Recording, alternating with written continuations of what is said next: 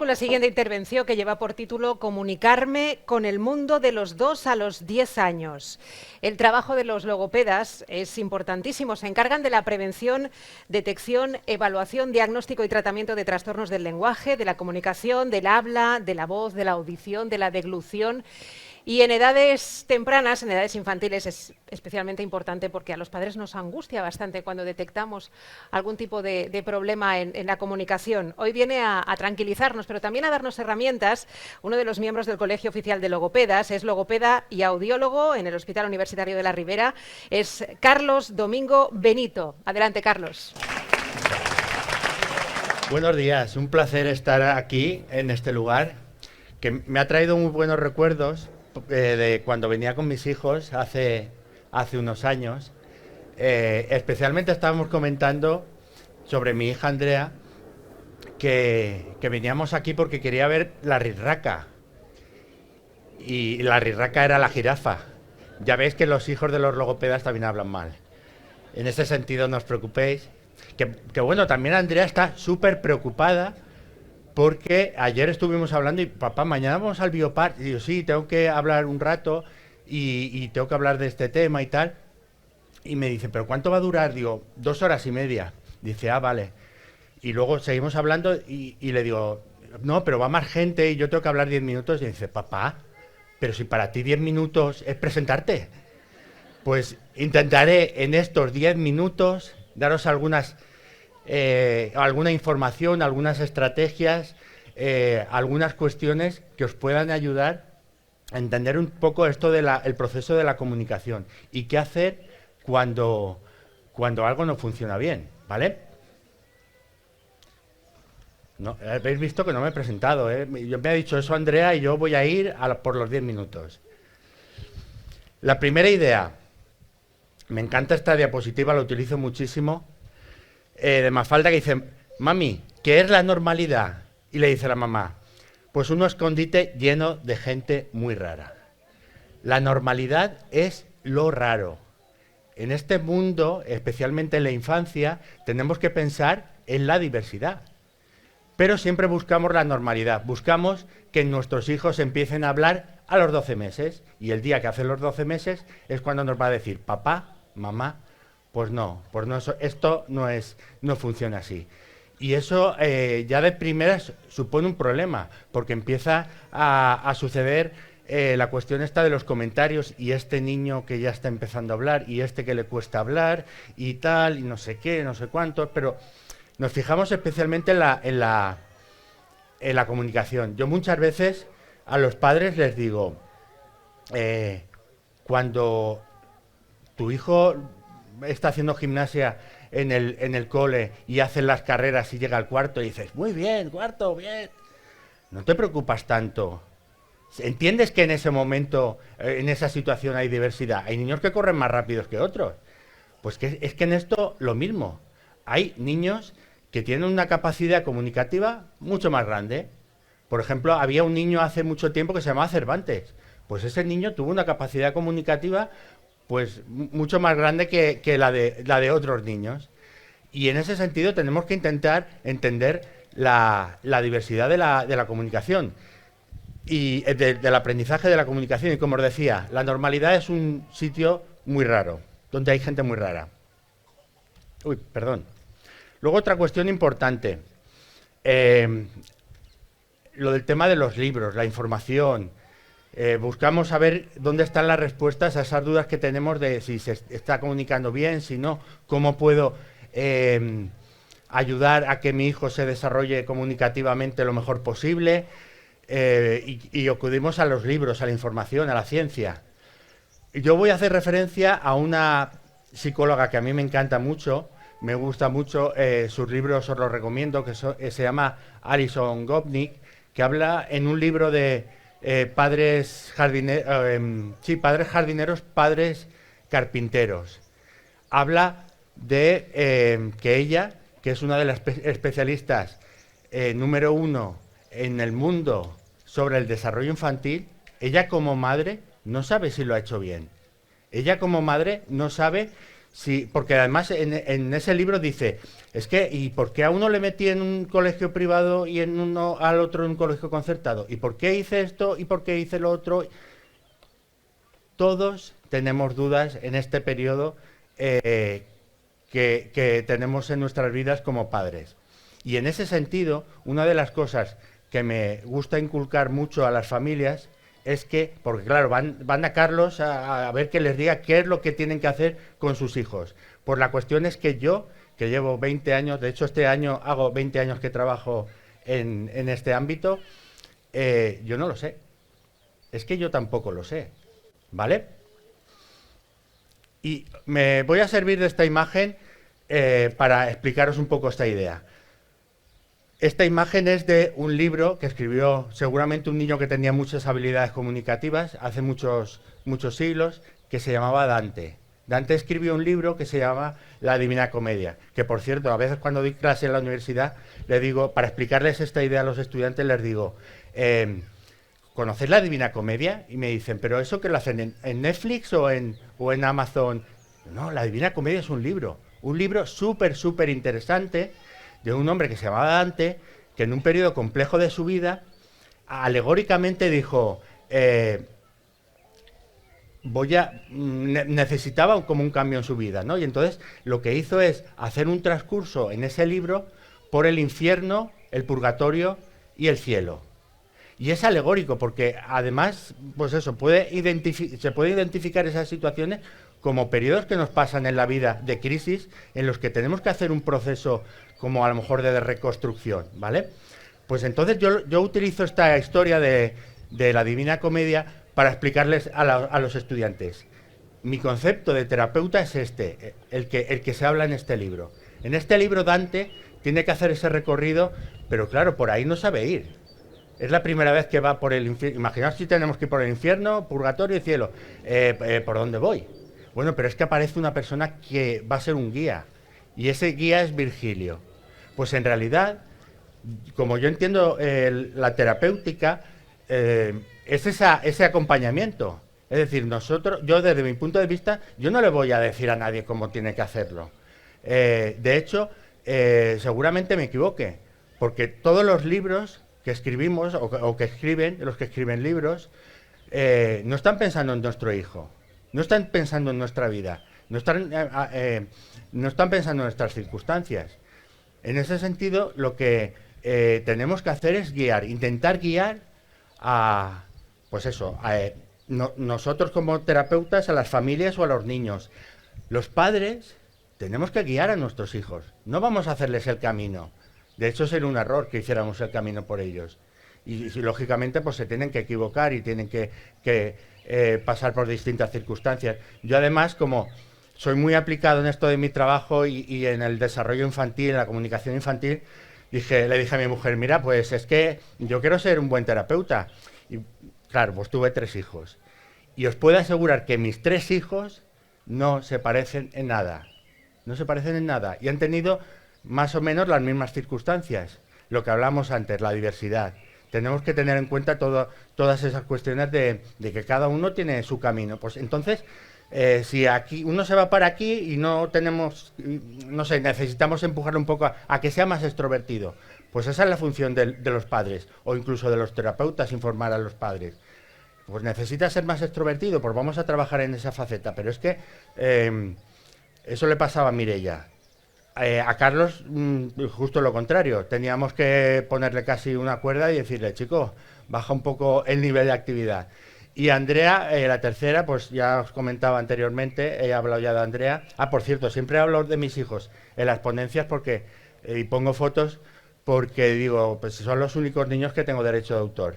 Por eso siempre hablo de ellos. Pues Andrea es la tercera, siempre digo a los padres, para aprender a relativizar el aprendizaje, la infancia y todo esto, hay una solución fundamental y es tener 3 hijos. A partir de 3 hijos ya verás cómo todo lo relativizas muchísimo. Pues Andrea es el espíritu libre de la familia. Es la rebelde, la independiente, es la que aprendió a leer sola. Pues en ese sentido, también muchas veces hago la reflexión como padre y como terapeuta y digo, claro, ¿ves? Es la que menos hemos influido. Y es la más espabilada de los 3. En ese sentido, pensad que tenemos que acompañar, como Dante, tenemos que acompañar los terapeutas, tenemos que acompañar los padres en ese camino en el que van a hacer nuestros hijos. Una cuestión muy importante respecto a la cuestión de desarrollar el lenguaje es el lenguaje, la comunicación, no es un hecho que aparece de forma espontánea, es el resultado de unas cuestiones que aparecen en las que, de hecho, no les damos muchas veces importancia y se han hablado ya previamente en las excelentes ponencias que han hecho mis compañeros anteriormente. Se ha hablado del apego, pero el apego, pero ahí yo no estoy hablando. Y pues el apego es fundamental. Es como, si no pasa eso, es que no va a venir de forma correcta la comunicación. La alimentación. Es que si no hay una alimentación buena, que es una cosa que muchas veces sorprende a los padres, pues vienen con, es que no está, con el tema de la comunicación que no está arrancando. ¿Y cómo come? Uy, ¿y esto? Claro, es que una cosa que tenemos que entender, y como guías, como lo que comentábamos, que tenemos que ser guías para que nuestros hijos tengan la consecución de esos resultados, como guía lo que tenemos que hacer es generar el camino para que eso para que sea una consecuencia. La comunicación tiene que ser en ese sentido una consecuencia, el resultado de un espacio que creo para que eso surja, ¿vale? Y en ese sentido, ¿qué cosas tiene que ocurrir para que eso ocurra? Aquí he puesto algunas de las más importantes. El desarrollo sensorial y la capacidad motora. Es decir, si no tengo ventanas para el mundo, no puedo verlo. Si no puedo oír, nunca voy a hablar. Ahí una función muy importante es la de nuestros compañeros los pediatras, que están pendientes de esas cuestiones. Es decir, este niño oye bien, este niño ve bien, este niño, lo del tema de la capacidad motora, este niño se está alimentando bien, está desarrollando bien la musculatura orofacial. Vale, pues ahí estamos trabajando y ahí estamos teniendo unos buenos resultados. Vale, pues vamos a ver a otro nivel. Otro nivel es la atención conjunta, el interés compartido, que también se ha hablado con el tema del apego. Es una de las cosas más importantes. De verdad, para que un niño necesite comunicación, necesitamos estar con él. Necesitamos comunicar con él. Necesitamos, y hoy en día, ¿cómo vamos todos? Súper liados. Esta semana, por ejemplo, yo he ido súper liado. ¿Y qué pasa? Que no tienes tiempo a estar con tus hijos. Pero no solamente estar, no, estar, y no os podéis imaginar la cantidad de veces que tengo que decirlo desde un tiempo a esta parte, mirar a los ojos. Contacto visual. De verdad, imaginaos que ahora estoy mirando el móvil y estoy hablando y digo, o se lo digo a los padres, pongo siempre muchos ejemplos. Tú vas a una clase de chino y no sabes nada de chino y tú te coges y te pones a ver el móvil. Cuando acabe la clase, ¿te has enterado de lo que ha sucedido? No. ¿Por qué? Porque no ha habido atención, no hay un interés compartido. Es decir, esa conexión que se favorece a través de lo que comentaba mi compañero Carlos, a través del apego, es fundamental. Y hoy en día no tenemos esa situación. Pero bueno, tenemos la tecnología, sí, vale. Coger el móvil, poner YouTube, una clase de chino. ¿Aprenderéis chino? ¿O necesitáis de una persona con la que tengáis contacto, con la que haya una cierta interacción para poder desarrollarlo? En ese sentido, muy importante la atención conjunta y el interés compartido. Poder estar conectados. Y además, yo siempre hablo de esa triada de yo, una persona y algo. Siempre he pensado, si yo quiero ayudar a un niño a desarrollar el habla, ¿qué tengo que hacer? ¿Qué tendría que hacer? Pues yo, la respuesta que encontré hace un tiempo es, tiene que hacer lo mismo que hizo el primer humano, el primer hombre o mujer de la historia. Tiene que haber una persona, otra persona y algo. ¿Por qué? Porque esa persona conectó, necesitaba algo que no podía alcanzar y esa necesidad le hizo decir, dame, o señaló, que señalar también es comunicar, ¿eh? No oralmente, pero también es comunicar. pero necesitaba de una persona. Si no tenemos a nadie al lado, no tenemos a nadie con que comunicar.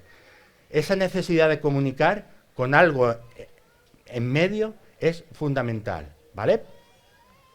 Luego, la exposición al lenguaje, un poco relacionado con lo que estábamos hablando anteriormente. En la medida que yo me exponga más a algo de mi entorno, pues una persona que lleve a sus hijos mucho al museo, es fundamental o sea, como consecuencia de eso, seguramente saldrán nenes que les guste mucho el arte, por ejemplo. Es decir, exponer a una situación ayuda mucho. Y el entorno emocional y afectivo adecuado. Las emociones también influyen muchísimo para desarrollar el lenguaje. Yo he tenido casos en los que niños, en los que tenían todas el resto de habilidades, de prerequisitos sin ningún problema, pero emocionalmente tenían problemas muy graves. No podían desarrollar bien el lenguaje, ¿vale? El hecho de trabajar esa emoción y ese entorno emotivo y afectivo es muy importante. Luego viene un punto de inflexión, y es, nosotros estamos en ese momento trabajando con nuestros hijos a estimularles para que se desarrollen comunicativamente, pero hay un momento que tienen que empezar a llevar su camino por su cuenta. Yo soy muy tradicional. No sé, igual con el paso del tiempo y las experiencias, vamos a hacer lo mismo que se ha hecho a lo largo de la historia. Si yo quiero dar un escalón más, ¿qué se ha hecho a lo largo de la historia? Leer los libros. Y hoy en día tenemos un problema muy importante en ese sentido. ¿Por qué? Porque leer supone un esfuerzo. Y pasar con el dedo imágenes en un móvil y súper atractivas y que no requieren ningún esfuerzo y súper estimulantes, pues es más fácil y divertido.